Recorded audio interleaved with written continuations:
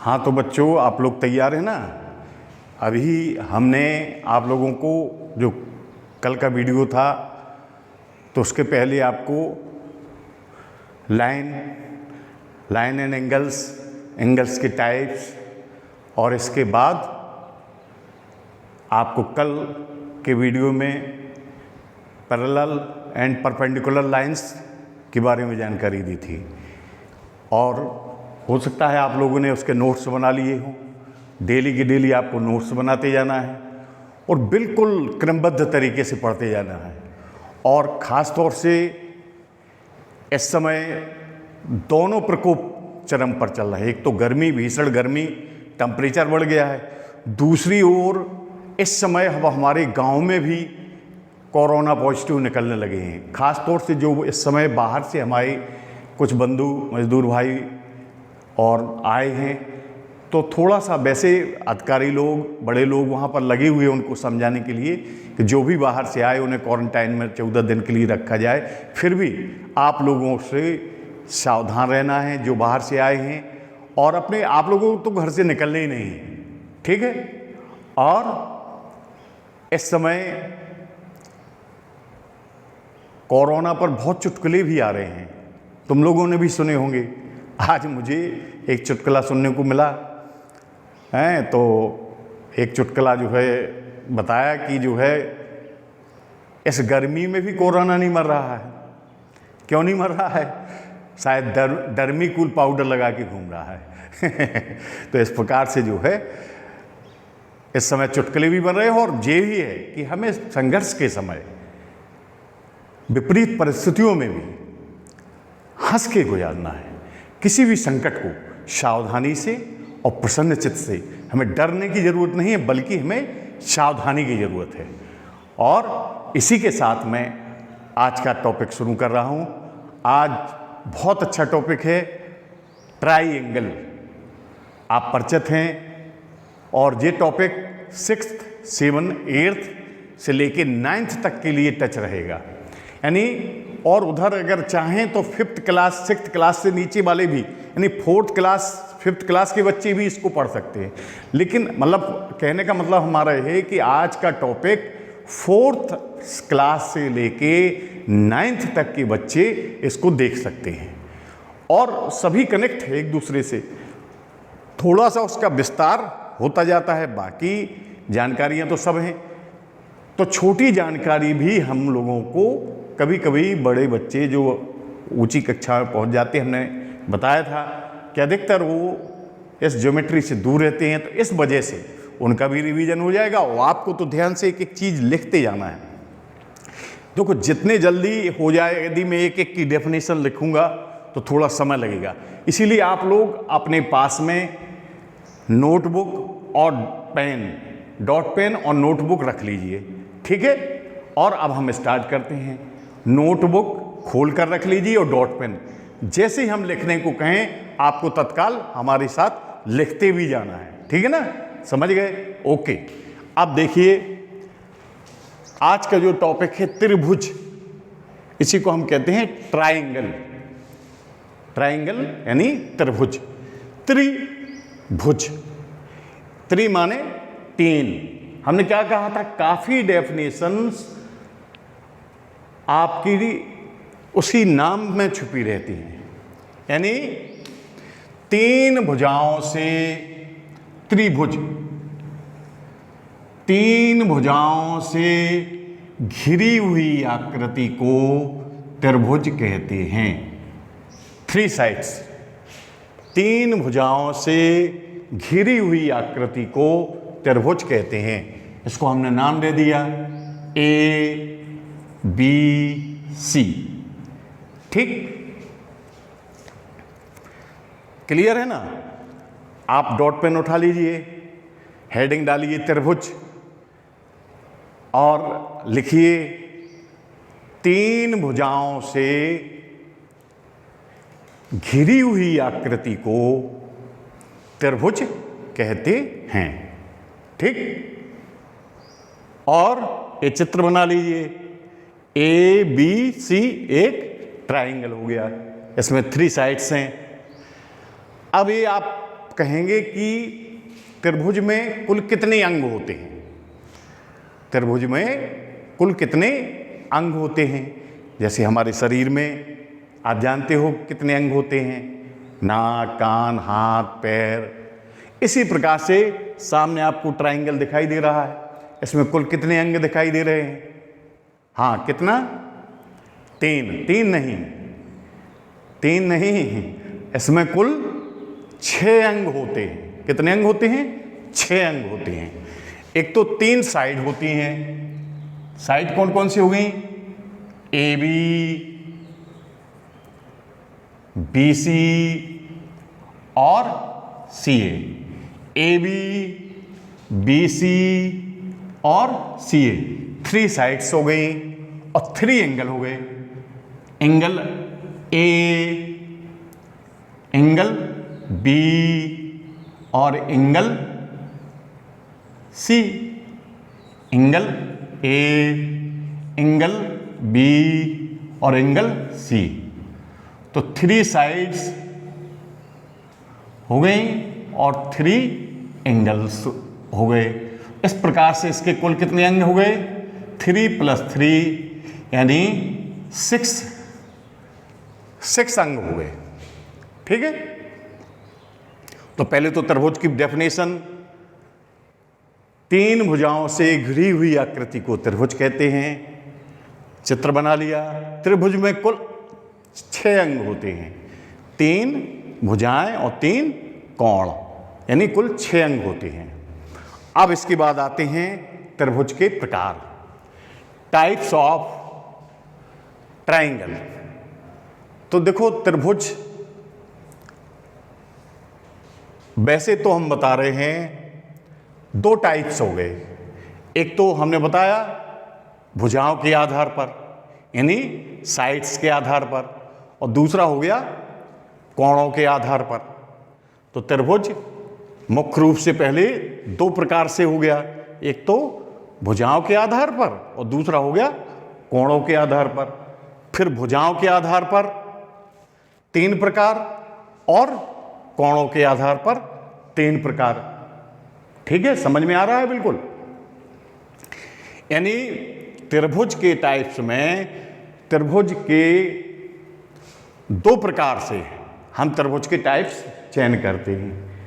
पहला भुजाओं के आधार पर, ठीक है, तो भुजाओं के आधार पर 3 प्रकार हो गया। और फिर इसके बाद कोणों के आधार पर, यानी एंगल्स और साइड्स। तो एंगल्स के आधार पर भी 3 प्रकार के कोण हो गए। ठीक है, तो अब हम एक एक कोण की परिभाषा पर जाएंगे, एक एक कोण को समझेंगे। जितने भी इसके त्रिभुज के जितने भी प्रकार हैं, एक एक कोण को ध्यान से देखते जाएंगे। पहले हम आते हैं भुजाओं के आधार पर। तो भुजाओं के आधार पर 3 प्रकार के हो गए। एक तो समबाहु त्रिभुज, दूसरा हो गया समिद्बाहु त्रिभुज और तीसरा हो गया विषमबाहु त्रिभुज, यानी इक्विलैटरल ट्राइंगल्स, आइसोसेल्स ट्राइंगल्स और एस्केलेन ट्राइंगल्स। ठीक, इस प्रकार से 3 प्रकार हो गए इसके। ठीक है, अब समबाहु त्रिभुज, पहली हेडिंग आप लोग डाल लीजिए, समबाहु त्रिभुज यानी इक्विलैटरल ट्राइंगल। हेडिंग डाल लीजिए, लिख लीजिए इसको, समबाहु त्रिभुज यानी इक्विलैटरल ट्राइंगल। अब नाम से ही आप बिल्कुल, इसमें हमने बताया नहीं है, नाम से चाहे इंग्लिश वर्ड में चले जाओ और चाहे हिंदी वर्ड में चले जाओ, काफ़ी कुछ डेफिनेशन हम बार बार बताते हैं बच्चों कि अगर हम उसके नाम को गौर से देख लें, समझ लें अपनी मातृभाषा में या इंग्लिश में, तो निश्चित है कि उसकी डेफिनेशन उसी नाम पर काफ़ी हद तक छिपी हुई होती है। तो पहला आपने हेडिंग डाल ली, समबाहु त्रिभुज, इक्विलैटरल ट्राइंगल। सम बाहु, सम धन बाहु, क्या हो गया? सम धन बाहु, यानी यदि इसका संधि विच्छेद किया जाए समबाहु का, तो सम माने बराबर, बाहु माने भुजाएं। तो वह त्रिभुज, अब हेडिंग डाल लिए ना, समबाहु त्रिभुज। अब इसके बाद उसकी डेफिनेशन लिखना शुरू करो कि वह त्रिभुज जिसकी तीनों भुजाएं समबाहु, यानी सम माने बराबर, बाहु माने भुजाएं, जिसकी कितनी भुजाएं होती हैं? 3 त्रिभुज की। तो वह त्रिभुज जिसकी तीनों भुजाएं बराबर होती हैं, यहां हम चित्र बनाए दे रहे हैं। वह त्रिभुज जिसकी तीनों भुजाएं बराबर होती हैं उसे हम समबाहु त्रिभुज कहते हैं। ठीक है, यानी उसकी AB साइड, BC साइड और AC साइड, यानी side AB equal to side BC equal to side CA, यानी उसकी तीनों साइड क्या हो गई? बराबर हो गई, इक्वल हो गई, इक्विलेटरल। देखो इंग्लिश वर्ड में भी जाएंगे तो इक्विलेटरल ट्राइंगल, राइट। तो इसकी डेफिनेशन होगी, समझ में आ गई ना। वह त्रिभुज जिसकी तीनों भुजाएं बराबर होती हैं या समान होती हैं उसको हम समबाहु त्रिभुज कहते हैं। अब आ जाओ दूसरी डेफिनेशन में। दूसरी डेफिनेशन है समद्विबाहु त्रिभुज। समद्विबाहु त्रिभुज, इसकी भी यदि संधि विच्छेद करें, सम धन द्वि धन बाहु, अगर इसके हिंदी नाम से हम इसकी संधि विच्छेद करें समद्विबाहु त्रिभुज की, तो सम माने बराबर, द्वि माने 2, बाहु माने भुजाएं। तो वह त्रिभुज, इसकी हेडिंग डालो पहले, समद्विबाहु त्रिभुज। समद्विबाहु त्रिभुज की हेडिंग डाल लो और लिखना शुरू करो। इसको हम कहते हैं आइसोसेलेस ट्राइंगल्स, आइसोसेलेस ट्राइंगल, समद्विबाहु त्रिभुज। हेडिंग डाल ली। अब वह त्रिभुज जिसकी 2 भुजाएं बराबर होती हैं उस त्रिभुज को हम समद्विबाहु त्रिभुज कहते हैं। वह त्रिभुज, लिख लो ध्यान से, वह त्रिभुज जिसकी 2 भुजाएं बराबर होती हैं उसे हम समद्विबाहु त्रिभुज कहते हैं। जानते हो 3 भुजाएं होती हैं, 3 भुजाओं में से 2 भुजाएं कोई भी हो सकती है। उस त्रिभुज की 3 भुजाओं में से कोई भी 2 भुजाएं बराबर हो उसको हम समद्विबाहु त्रिभुज या आइसोसेलेस ट्राइंगल कहते हैं। तो माना कि इसकी कितनी 2 भुजाएं कौन कौन सी बराबर हो गई? AB side equal to AC, AB और AC इसकी दोनों इक्वल हो गई। तो ये फिगर बन गया ट्राइंगल ABC, जिसमें AB साइड और AC साइड इक्वल हैं, तो इसे हम समद्विबाहु त्रिभुज कहते हैं। आगे समझ में क्लियर है ना। अब तीसरा आता है विषमबाहु त्रिभुज। क्या आता है? विषमबाहु त्रिभुज। अब इसकी भी अगर संधि विच्छेद करो तो विषम धन बाहु, अगर हिंदी में इसकी संधि विच्छेद करो तो विषम धन बाहु। विषम माने एक भी बराबर ना होना, विषम, और बाहु माने भुजाएं। तो वह त्रिभुज जिसकी एक भी भुजा बराबर नहीं होती है उसे हम विषमबाहु त्रिभुज कहते हैं। हेडिंग डाल ली ना, हेडिंग डालते जाओ, देखो आप लोग साथ में चलते जाएं। यदि हम एक एक डेफिनेशन यहाँ लिखेंगे तो टाइम भी लगेगा और आपको समझने में भी टाइम लगेगा, इसीलिए हम थोड़ा सा आपकी भी हेल्प साथ में चाहते हैं। वैसे हम 2-2, 3-3 बार उस परिभाषा को बताते जाएंगे, लेकिन आपको लिखते बराबर जाना है, ठीक है।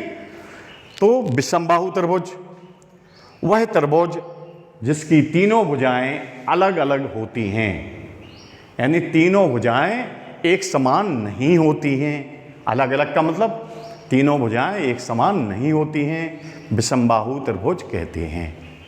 क्लियर परिभाषा? वह त्रिभुज जिसकी तीनों भुजाएं समान नहीं होती हैं विषमबाहु त्रिभुज कहते हैं। ठीक, यानी यहाँ हम चित्र बना दें। एक हमने त्रिभुज बना दिया A B C, जिसकी ना तो ए बी साइड ना बी सी, तीनों अलग अलग हैं। हमने तीनों को अलग अलग संकेत है, उसमें इसको पहले में एक डंडा दिखा दिया, दूसरी में 2, तीसरी में 3, यानी A B does not equal to B C does not equal to C A लिख सकते हैं या ए सी लिख सकते हैं। मतलब इसको पढ़ने के लिए हम ए बी भी लिख सकते हैं इस साइड को, और बी ए भी लिख सकते हैं। बी सी को साइड पढ़ने के लिए बी सी भी लिख सकते हैं, सी ए भी लिख सकते हैं, और ए सी साइड को ए सी भी लिख सकते हैं और सी ए भी लिख सकते हैं। लेकिन अगर क्रम से देखा जाए तो ए बी, फिर बी सी, फिर सी ए, तो ये ज़्यादा अच्छा रहेगा, उपयुक्त रहेगा। ठीक है, तो A B does not equal to B C does not equal to C A, यानी ए बी बराबर नहीं है बी सी के और बी सी बराबर नहीं है सी ए के। तो ये बिल्कुल क्लियर हो गया, तीनों त्रिभुज हो गई भुजाओं के आधार पर, बिल्कुल क्लियर हो गया ना। समबाहु त्रिभुज एक बार हम फिर दोहराए दे रहे हैं जल्दी जल्दी। ठीक है, समबाहु त्रिभुज वह त्रिभुज जिसकी तीनों भुजाएं एक समान होती हैं उसे हम समबाहु त्रिभुज कहते हैं, यानी उसकी तीनों साइड हो गई A B equal to B C equal to C A, right. दूसरा हो गया समद्विबाहु त्रिभुज, वह त्रिभुज जिसकी दो भुजाएं बराबर होती हैं, कोई भी दो हो सकती है तीनों भुजाओं में से, तो माना कि इसमें ए बी और ए सी इक्वल है, तो ए बी इक्वल टू ए सी है, तो ये समद्विबाहु त्रिभुज हो गया। अब तीसरा आता है विषमबाहु त्रिभुज, तो वह त्रिभुज जिसकी एक भी भुजा समान नहीं होती, यानी तीनों भुजाएं अलग अलग होती हैं, उसे हम विषमबाहु त्रिभुज कहते हैं। इसके लेंथ ट्रायंगल, ये हो गया आइसोसेल और ये हो गया इक्विलैटरल। तो इसकी तीनों साइड बराबर नहीं होती हैं, यानी A B does not equal to B C does not equal to C A. इस प्रकार से तुम्हारा भुजाओं के आधार पर 3 प्रकार हो गए। अब आते हैं नेक्स्ट कोणों के आधार पर। ठीक है, अब आते हैं कोणों के आधार पर। तो कोणों के आधार पर भी त्रिभुज 3 प्रकार के होते हैं। पहला हो गया न्यून कोणीय त्रिभुज। ठीक है, पहला हो गया न्यून कोणीय त्रिभुज, इसको हम कहते हैं एक्विट ट्रायंगल। फिर होता है दूसरा हो गया समकोणीय त्रिभुज, इसको राइट एंगल्स ट्रायंगल। और तीसरा हो गया अधिक कोणीय त्रिभुज, यानी ऑब्ट्यूस ट्रायंगल, ऑब्ट्यूस ट्रायंगल। ठीक, तो इस प्रकार से 3 ट्रायंगल इसमें कोणों के आधार पर भी हो गए। अब एक एक कोण की परिभाषा समझ लीजिए, एक एक कोण को आराम से समझ लीजिए। तो पहली हेडिंग डाल लीजिए न्यून कोणीय त्रिभुज, लिख लीजिए न्यून कोणीय त्रिभुज। इसकी डेफिनेशन देखिए, इसका भी देखो हमने बताया था कि नाम में छिपा है। न्यून कोण आप पढ़ चुके हैं, न्यून कोण क्या कहलाता है, यानी एक्विट एंगल आप पढ़ चुके हैं। और एक्विट एंगल क्या बताया था, वह एंगल्स जिसके कोण, वह एंगल्स जो 0 अंश से बड़ा और 90 अंश से छोटा, यानी greater than 0 and less than 90 degree, उसे हम एक्विट एंगल कहते हैं। तो वह त्रिभुज, अब उसकी परिभाषा बिल्कुल न्यून कोणीय त्रिभुज की परिभाषा लिखना शुरू करो। वह त्रिभुज जिसकी तीनों कोण न्यून कोण होते हैं, न्यून कोणीय त्रिभुज कहते हैं। वह त्रिभुज जिसके तीनों कोण न्यून कोण होते हैं उसे हम न्यून कोणीय त्रिभुज या एक्विट ट्रायंगल कहते हैं, यानी इसके तीनों एंगल 90 डिग्री से कम होंगे। ठीक, अब जैसे कोई 60 का हो गया, कोई 70 का हो गया, ठीक है, और ये 50 का हो जाएगा। आप जानते हैं, हम आगे बताएंगे कि तीनों एंगल्स का, त्रिभुज के तीनों एंगल्स का सम, अभी हम आगे थ्योरम्स भी करवाएंगे, सिद्ध करके भी बताएंगे। हमने बताया था कि मैथ में जो भी होता है उसका प्रूफ होता है, बिना प्रूफ के मैथ नहीं होती है। और इसीलिए हम कहते हैं कि अगर ईश्वर के बाद कोई सत्य है तो क्या है, मैथ है।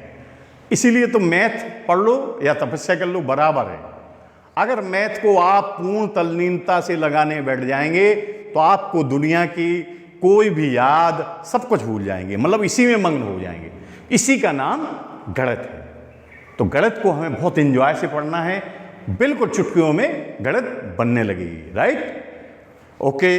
तो लिख लीजिए आपने न्यून कोणीय त्रिभुज की परिभाषा, यानी वह त्रिभुज, एक बार फिर से चेक कर लो, वह त्रिभुज जिसके तीनों कोण न्यून कोण हों उसे हम न्यून कोणीय त्रिभुज कहते हैं। हमने एक ये चित्र बना दिया, इसमें एक angle A 50 degree, angle B 60 degree, angle C 70 degree, यानी तीनों न्यून कोण हैं। तीनों न्यून कोण है ना, यानी greater than 0 and less than 90 degree है कि नहीं है? ठीक है। तो इस प्रकार से हमारा ये न्यून कोणीय त्रिभुज का ये चित्र भी बना लेना, परिभाषा लिख ही ली है। अब आ गया समकोणीय त्रिभुज। अब दूसरा टॉपिक हो गया समकोणीय त्रिभुज, राइट एंगल ट्राइंगल्स। तो इसमें समकोणीय त्रिभुज में नाम से स्पष्ट है, और राइट एंगल्स आपने पढ़ा है। तो राइट एंगल्स क्या है? राइट एंगल वह कोण जो 90 डिग्री का होता है उसे हम राइट एंगल कहते हैं। कोणों के यानी एंगल के टाइप्स में हमने आपको बताया था कि राइट एंगल किसे कहते हैं? वह एंगल जिसकी वैल्यू 90 डिग्री होती है उसे राइट एंगल ट्राइंगल कहते हैं, यानी समकोणीय त्रिभुज। अब समकोणीय त्रिभुज की परिभाषा आप हेडिंग डाल लो, इसको समकोणीय त्रिभुज की हेडिंग डाल लो, लिखो वह त्रिभुज जिसका एक कोण समकोण हो उसे हम समकोणीय त्रिभुज कहते हैं। वह त्रिभुज, देखो त्रिभुज में 3 कोण होते हैं और तीनों कोणों का योगफल कितना होता है? 180 अंश होता है। तो 2 तो समकोण हो नहीं सकते, फिर तीसरा कितने का होगा? अगर 2 समकोण हो गए तो 90 90 180 तो यही हो गया। इसीलिए इसकी डेफिनेशन का ध्यान रखना। जैसे न्यून कोणीय त्रिभुज में हमने बताया था कि वह त्रिभुज जिसके सभी कोण न्यून कोण होते हैं, तो इसमें सभी शब्द नहीं लिख देना।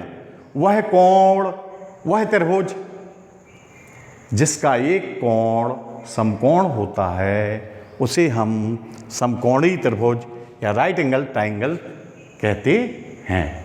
ठीक, लिख ली परिभाषा।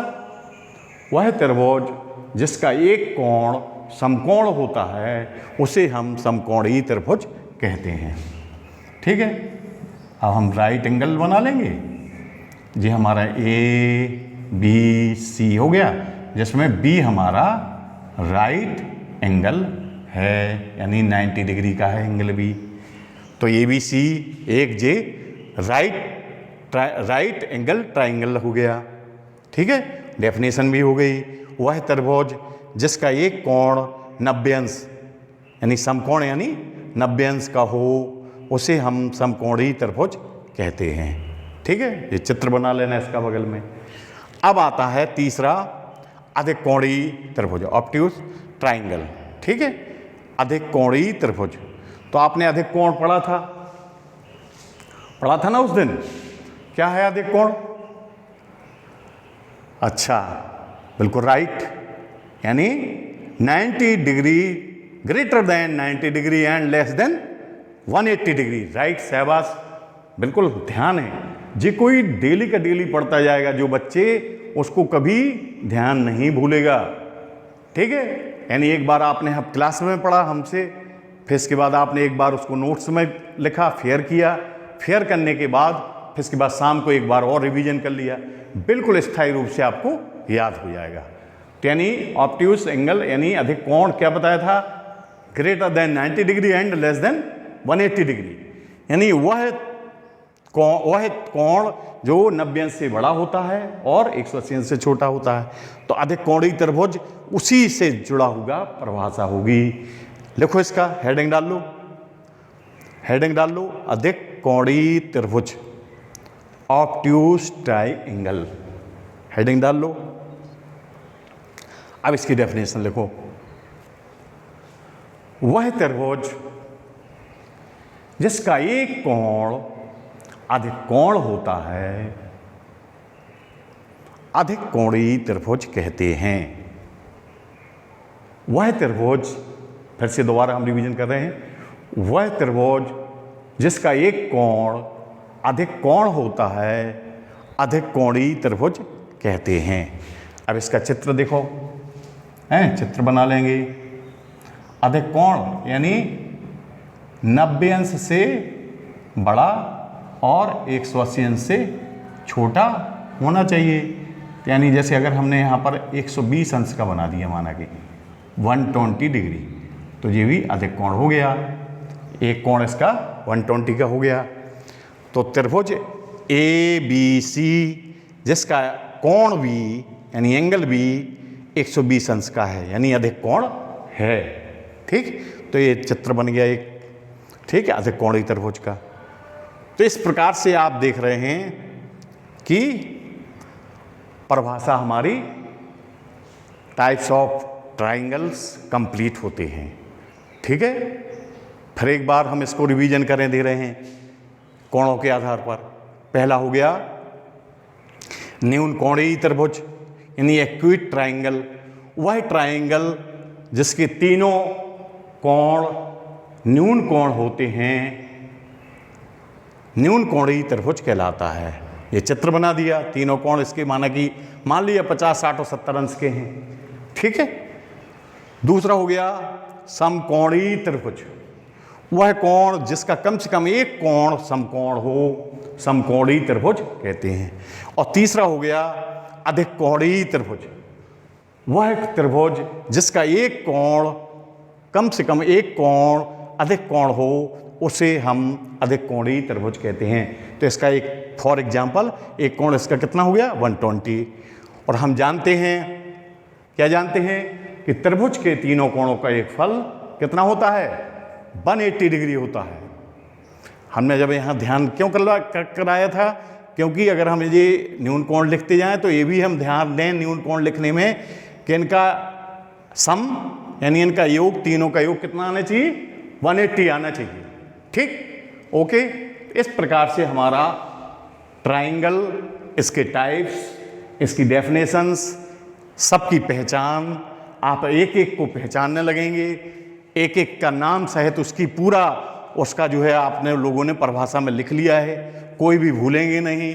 कोणों, भुजाओं के आधार पर, कोणों के आधार पर 6 प्रकार के आपको हमने इसमें प्रकार समझा दिए हैं। मैं चित्र के समझा दिए, मैं एग्जाम्पल के समझा दिए हैं। अब आप इसका एक स्क्रीनशॉट, यदि यादगार के लिए एक स्क्रीनशॉट लेना चाहें तो वो 1-2 सेकंड का हम समय देते हैं, स्क्रीनशॉट लो, फिर इसके बाद हम आगे बढ़ते हैं नेक्स्ट।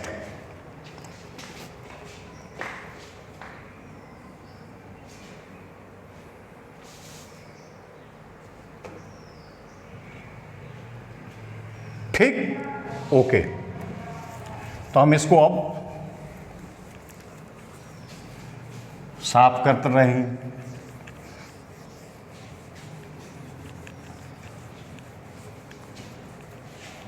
हम चाहते हैं कि आज जो है ट्राइंगल का मैक्सिमम जितना है वो पूरा क्लियर हो जाए। ठीक,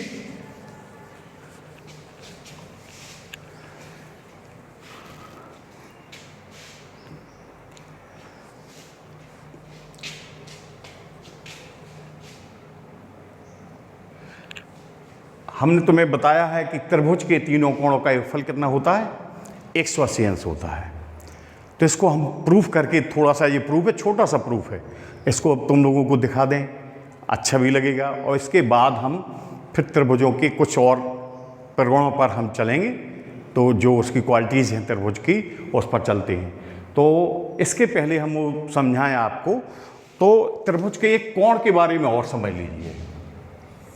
हमने शायद उस दिन जो है जी, जैसे त्रिभुज ABC है, ठीक है, त्रिभुज ABC है, तो यदि हम इसको आगे बढ़ा दें तो ये एंगल हो गया ACD। ठीक है, एंगल क्या हो गया ACD। BC को आगे बढ़ा दिया। इसी प्रकार से हम बढ़ाने के लिए BC, इसको इधर भी बढ़ा सकते हैं, इसको इधर भी बढ़ा सकते हैं। तो ये हमारा कोण कहलाता है बहिष कोण। क्या कहलाता है? बहिष कोण।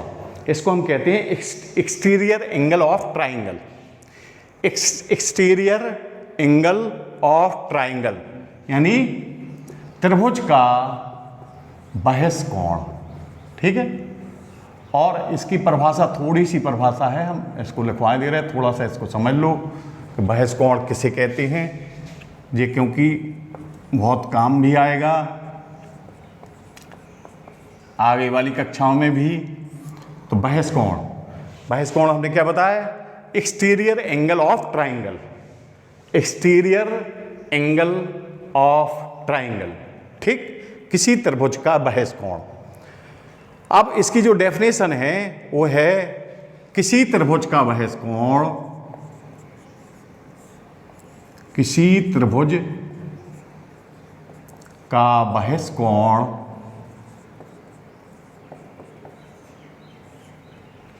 उस त्रिभुज के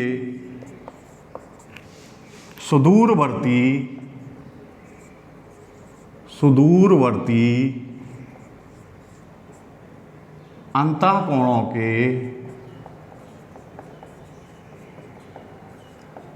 योग के बराबर होता है। योग के बराबर होता है। ठीक, यानी ये तीन इसके त्रिभुज के अंतःकोण हैं। एक ए वाला अंतःकोण हो गया, ठीक, एक ए अंतःकोण हो गया और तीसरा ए वाला अंतःकोण हो गया।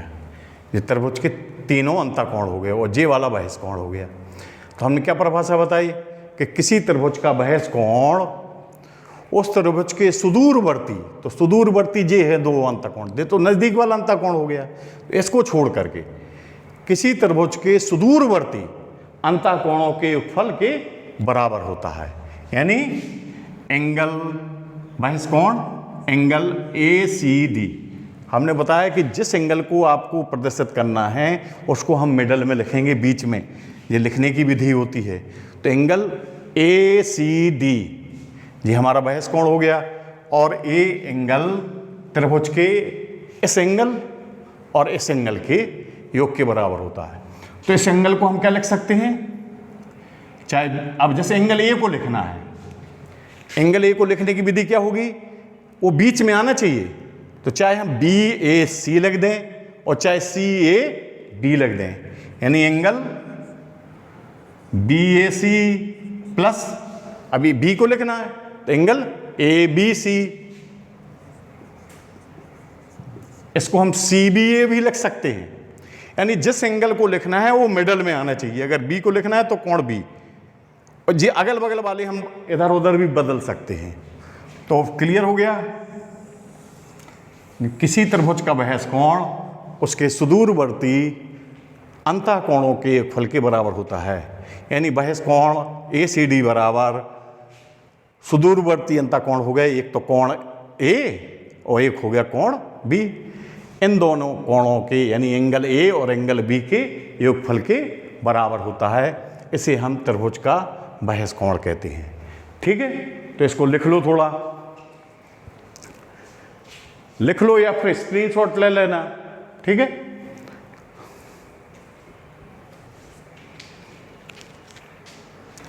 राइट। अब इसके बाद हम चलते हैं आगे।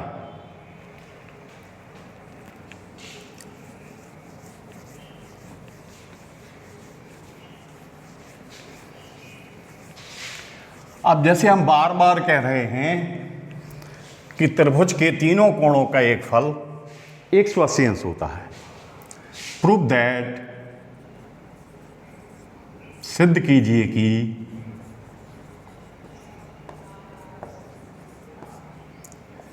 त्रिभुज के तीनों कोणों का एक फल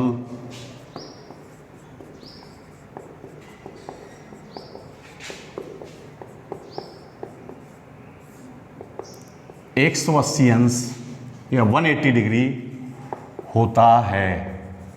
राइट। सिद्ध कीजिए कि त्रिभुज के तीनों कोणों का एक फल 180 अंश होता है। ये बहुत रोचक चीज़ है, हमें याद के साथ साथ हमें, जैसे अब हम इसको कैसे प्रूव करेंगे, गिवन क्या दिया है, पहला ज्योमेट्री में पहली छोटी सी थ्योरम्स, इसको हम क्या कहते हैं, आगे थ्योरम्स भी कहते हैं, मतलब बिल्कुल छोटी सी थ्योरम्स आपको शुरुआत करते हैं। और थ्योरम्स को कभी रटना नहीं पड़ता है, थ्योरम्स को एक बार समझ लो, और समझ लोगे तो बिल्कुल चाहे जितनी बड़ी थ्योरम्स हो तत्काल एक दूसरे से लिंक होती है, सिद्ध हो जाएगा, प्रूफ हो जाएगा। तो आज हमें इसमें एक तुम्हारी ये स्टार्टिंग है जीवन की पहली थ्योरम्स, ठीक। तो क्या दिया है, मान लो कि हमें मान लिया कि माना त्रिभुज ABC है, ठीक है। क्या है त्रिभुज ABC, एक त्रिभुज है, ठीक है, दिया है ABC एक त्रिभुज दिया है, ठीक है। सिद्ध क्या करना है, सिद्ध करना है कि त्रिभुज के तीनों कोणों का ये फल 180 अंश होता है, यानी angle A plus angle B plus angle C equal to 180 degree. ये हमें सिद्ध करना है। नियम यही होता है, क्या दिया है, क्या सिद्ध करना है, ठीक। अब इसके बाद हम सोचते हैं कि इसको कैसे सिद्ध करना है।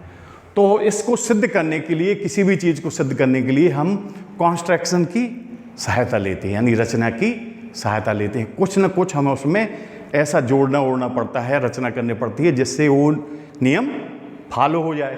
किसी में रचना नहीं करनी पड़ती है, किसी में रचना करनी पड़ती है।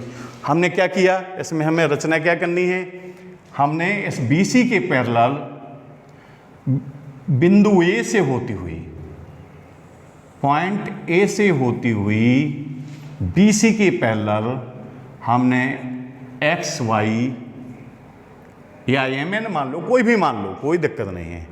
XY लिख दिया तो XY लिख लो, MN भी मान सकते हो, PQ भी मान सकते हो, अरे कोई भी मान लो। हमने क्या किया, BC के पैरेलल बिंदु A से होती हुई BC के समांतर XY रेखा खींची, ठीक है।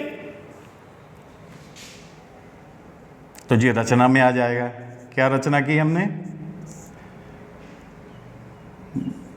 भुजा BC के समांतर बिंदु A पर लिख लो पहले,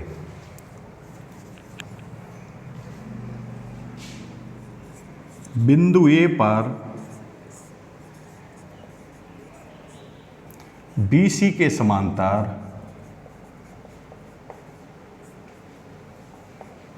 XY रेखा खींची, ठीक है। रेखा खींचना, समांतर रेखा खींचना हम बता देंगे, लेकिन यहाँ प्रूफ है तो यहाँ कोई ये नहीं है कि ज़रूरी है कि बिल्कुल पैरेलल होना चाहिए। वो तो हमने मान लिया कि ये समांतर है, और मैथ में तो बहुत बड़ी बड़ी चीज़ें मानी जा सकती हैं, आप लोग जानते हैं। हम ये भी मान सकते हैं यहाँ से चंद्रमा की दूरी कितनी है, लेकिन बाद में हम बिल्कुल आपको राइट बता देंगे कि कितनी दूरी है। तो कुछ हम इसमें मान के चलते हैं, ठीक। तो हमने क्या किया कि BC के पैरेलल XY रेखा खींची। अब हमने कल आपको, अब चलते हैं हम इसकी प्रूफ में। ये तो इतनी इसकी भूमिका हो गई, ठीक। बहुत छोटी थ्योरम्स आपके जीवन की, आपके जीवन की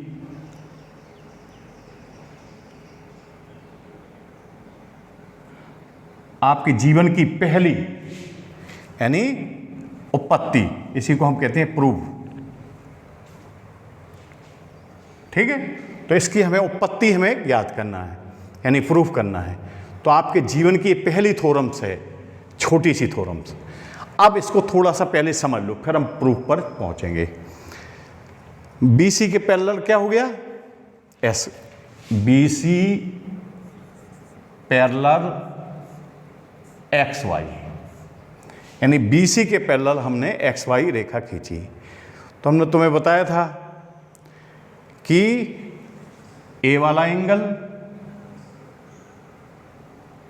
इस कोण के इक्वल होगा, और A वाला एंगल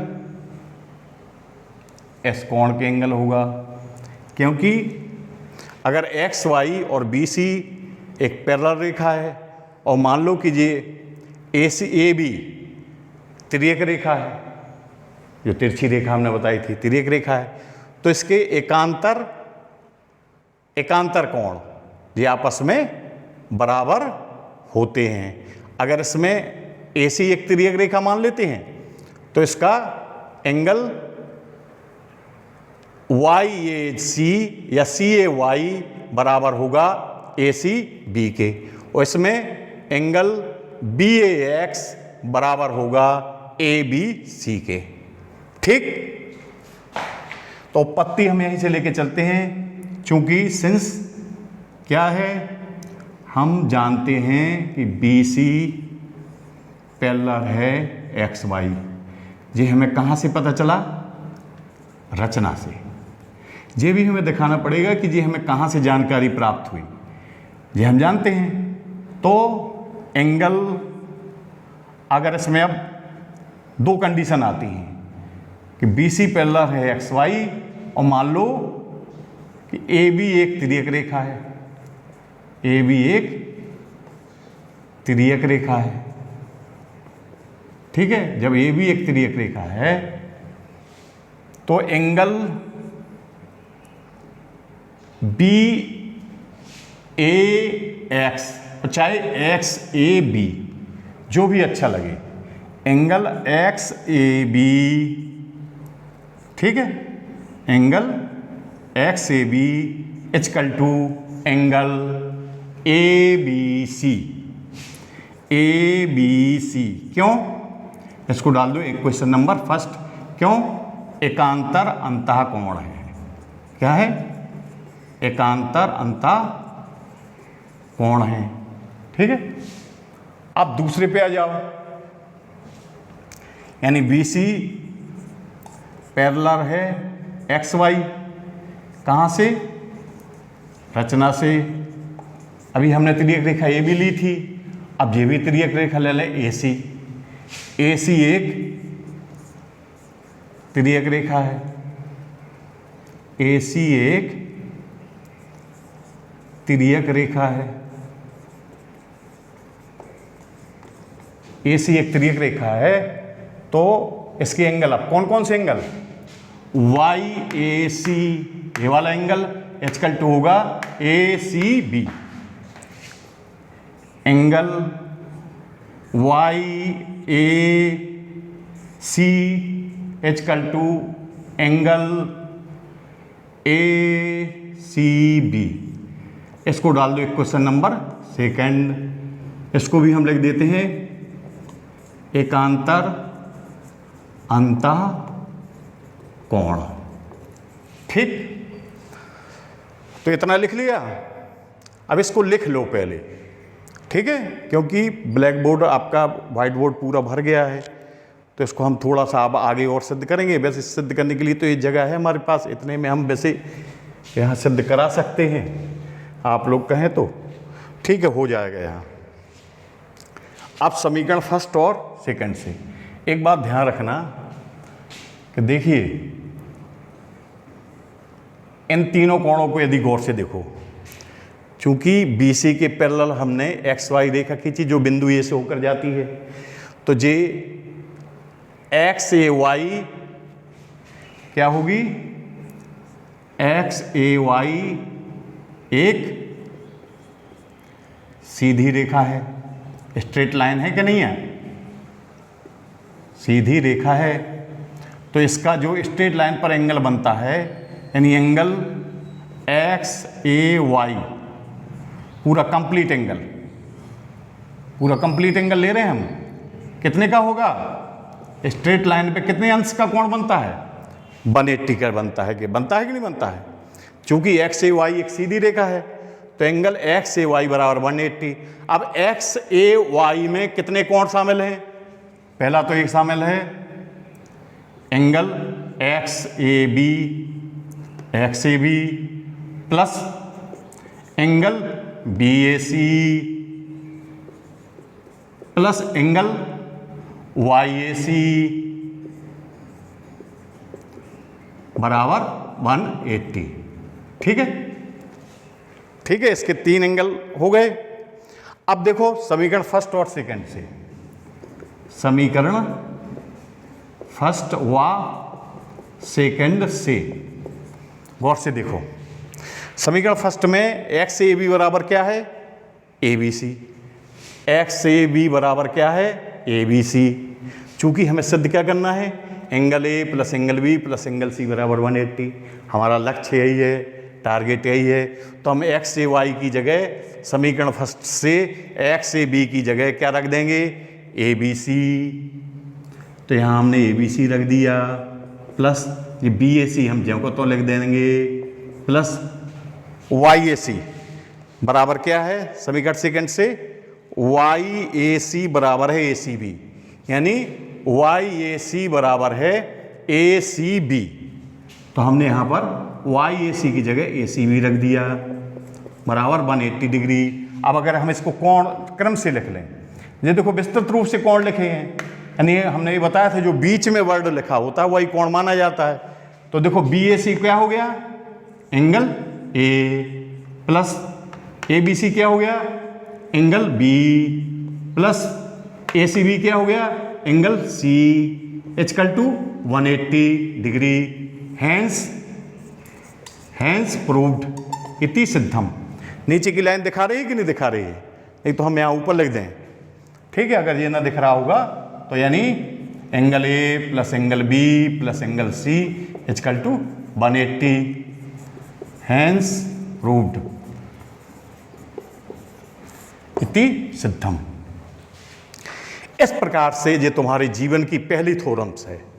बिल्कुल समझ में आ गई, कोई इसमें रटने की जरूरत नहीं है, थोड़ा सा समझने है। इसमें पैरेलल वाला नियम, पैरेलल जो लाइंस का हमने नियम बताया था एकांतर अंतः कोण वाला, वही लागू हुआ इंटीरियर एंगल वाला, इंटीरियर एंगल वाला, और उसी से हम ये पूरी प्रमेय हमने इसको सिद्ध कर दी है। वैसे यदि हम चाहें, स्क्रीनशॉट ले लीजिए आप लोग, इसका स्क्रीनशॉट ले लीजिए। ठीक है,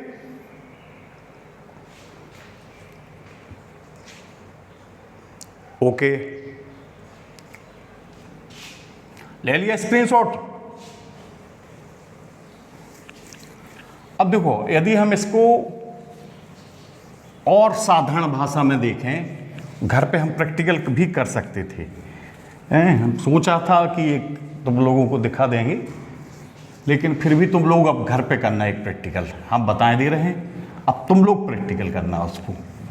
तुम्हें अपने आप समझ में आ जाएगा कि त्रिभुज के तीनों कोणों को एक फल क्या करना है, एक घर पर प्रयास करना है। घर पे क्या प्रयास करना है कि एक त्रिभुजाकार कोई भी त्रिभुज के आकार की कोई दप्ती का टुकड़ा काट लेना, ए बी सी। त्रिभुजाकार एक दप्ती का टुकड़ा काट लेना है, ठीक है। फिर कैंची से यहाँ से काट लो, यहाँ से काट लो और यहाँ से काट लो। तो ये एंगल एक टुकड़ा हो गया तुम्हारा एंगल ए। इसको इस प्रकार से रखते जाएंगे, एक टुकड़ा हमने जी एंगल ए रख दिया, फिर इतना जी भाग जी बी आ गया, तो बगल में हमने जी यहाँ ए वाला हिस्सा रख दिया, यहाँ बी वाला रख दिया, और ये इतना हिस्सा काय का है, सी का। तो ये वाला हिस्सा हमने ये सी का रख दिया, ठीक है। जितने जो काट के हमने अलग कर दिए, जितने में हम डॉट डॉट दिखा रहे हैं ना, ये अलग कर लिया, ये अलग कर लिया, तीनों रख दोगे तो तीनों तुम्हें एक स्ट्रेट लाइन आ जाएगी। तो समझ लो कि तीनों कोण ए बी सी बिल्कुल तुम एक स्ट्रेट लाइन में कोण कितने का बनता है, 180 डिग्री का बनता है। तो ये प्रयोग करके घर में प्रैक्टिकल करना है, मैं बता दिया है, बहुत आनंद आएगा। एक त्रिभुजाकार दप्ती का टुकड़ा ले लेंगे, ठीक है, उसको यहाँ से हमने बताया ए बी सी लिख के यहाँ से काट लेंगे, और तीनों सिराओं को हम ऐसे मिला देंगे, बीच में ए रख लिया, इस तरफ बी इस तरफ सी, तो तीनों ए बी सी कितने आएंगे, अपने आप एक नीचे एक लाइन बन जाएगी, तो स्ट्रेट लाइन बन जाएगी, तो ये 180 अंश हो जाएगा। तो ये एक प्रयोग के रूप में आपको हमने इसमें बताया है, ठीक है। तो इस प्रकार से तुम्हारा ये त्रिभुज। अब थोड़ा सा यदि हम चाहें, समय तो अभी मिल सकता है, तो त्रिभुजों की सर्वांग समता और पढ़ाना चाहते हैं। ठीक है, त्रिभुजों की सर्वांग समता।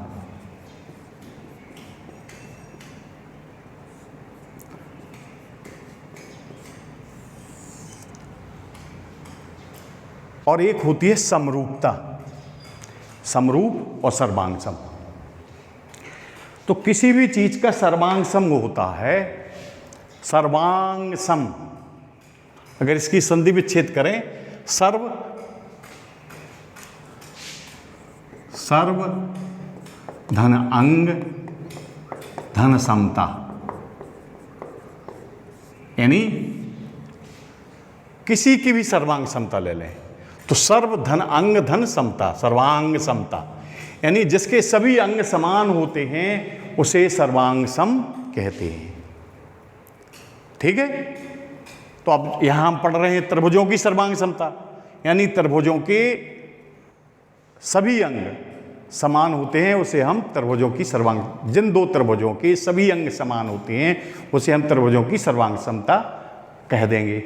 और सर्वांग समता तो ये है, जैसे एक ये गद्दी है और इस गद्दी को हमने इसके ऊपर रख दिया, अंगूठा के ऊपर अंगूठा, उंगलियों के ऊपर उंगली, तो ये ध्यान रखना कि आपको फिर पीछे वाला हाथ नहीं दिखना चाहिए, यानी पूर्ण रूप से ढक ले, बिल्कुल इक्वल हो, तो ये दोनों हाथ सर्वांग सम हो गए। वैसे होते नहीं हैं, एक एग्जाम्पल के लिए हम बता रहे हैं।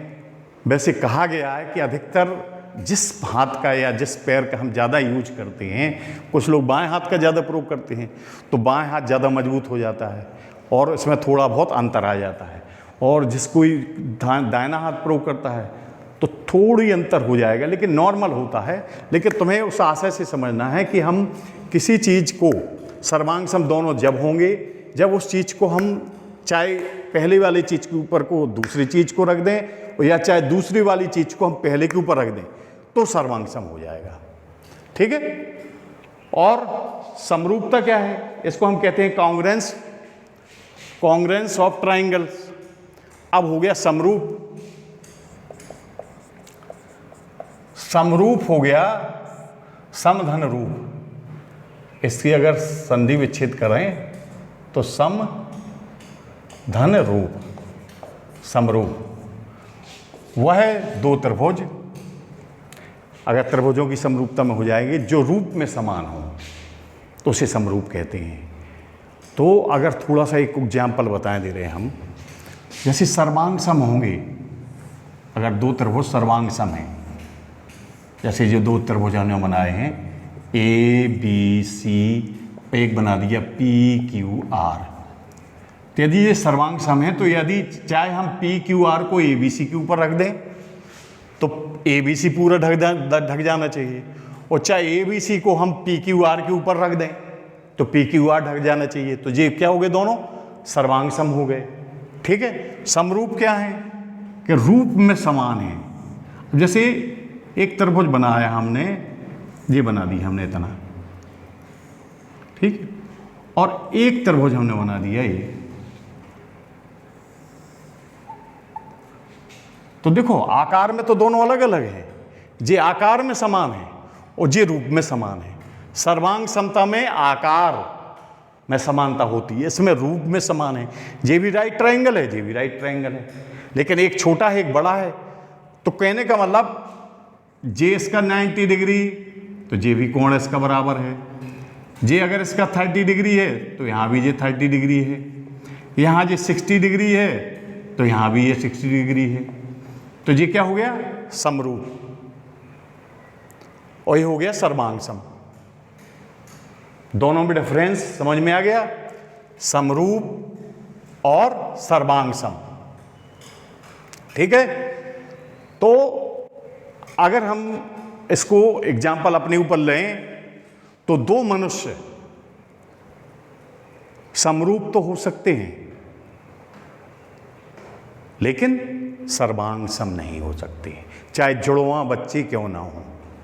ध्यान से सुन लो, दो मनुष्य सर्वांग समरूप तो हो सकते हैं, समरूप तो सब मनुष्य होते हैं। अगर परिभाषा में आ जाओ तो सब मनुष्य समरूप होते हैं जो स्वस्थ मनुष्य होते हैं।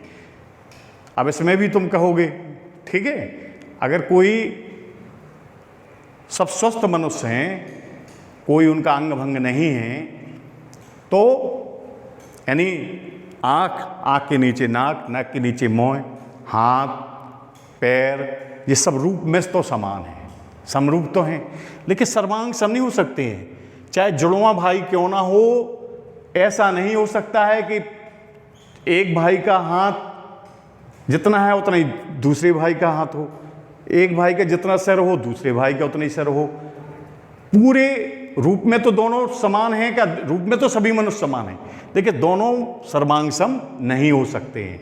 एक उदाहरण के लिए समझाया है कि जिससे आप लोग ध्यान ना भूलें। ठीक, तो अब इसको थोड़ा सा इसके हम प्रकार में कल जाएंगे क्योंकि समय ज़्यादा हो रहा है। और तो आप लोग नियमित कक्षाएं पढ़ते रहें और इसके प्रकार हम आपको नेक्स्ट टर्न में बता देंगे। थोड़े से हैं लेकिन थोड़ा सा समय ज़्यादा हो रहा है और आप लोग नियमित क्लास लेते रहें तो निश्चित ही आप इसमें सफल होंगे। और इसी के साथ ही हमने बताया है बार बार, जो हमारे नए लोग जुड़ रहे हैं, तो एक जो YouTube चैनल है अनिल भाई साहब मैथ क्लासेस, वो खोल कर देख सकते हैं। पिछले वीडियो जो डले हैं वो देख लेंगे, वो कवर कर लें 1-2 दिन में, तो नए वीडियो आप आगे के देख सकते हैं। और हमारे जो स्कूल के बच्चे हैं, ख़ासतौर से हमारे बेसिक विद्यालय के बच्चे, तो वो भी इसको बिल्कुल क्रमबद्ध तरीके से देखते ही जा रहे हैं। ठीक है, थोड़ी प्रॉब्लम आ रही है, सबके पास मोबाइल नहीं है, किसी के पास एंड्रॉयड मोबाइल है तो इस समय लॉकडाउन या इसके कारण वो चार्ज नहीं करवा पा रहे या आर्थिक स्थिति कमजोर है, लेकिन जितने बच्चे भी इसका लाभ ले रहे हैं वो आप लोग नियमित पढ़ते रहें। बाकी भगवान की कृपा होगी तो निश्चित है ऑफलाइन क्लास में आपको फिर से पढ़ा दिया जाएगा। अभी तो इसका समय का उपयोग कर रहे हैं, कोई ये ज़रूरी नहीं है कि गर्मियों में क्लास चल रही है कि अब वहाँ क्लास में नहीं चलेगी स्कूल में, तो यहाँ आप लोग पढ़ते जाइए, क्लास में रिवीजन हो जाएगा। वो तो परिस्थिति के अनुसार आप लोगों को जो शासन का निर्देश है कि अधिकतर सभी बच्चे इस समय फ्री हैं, 2 महीने से उनकी पढ़ाई में रुकावट है, तो उनकी पढ़ाई का एक तारतम्य बना रहे, उसी लिए आप लोगों को ये मेहनत की जा रही है। तो आप लोग निश्चित हमारे साथ आप मेहनत करेंगे तो आपको हम विश्वास दिलाते हैं कि आप भी इस समय का पूरा सदुपयोग करेंगे। इसी के साथ ही आज का हम टॉपिक समाप्त करते हैं। ठीक, ओके, राइट।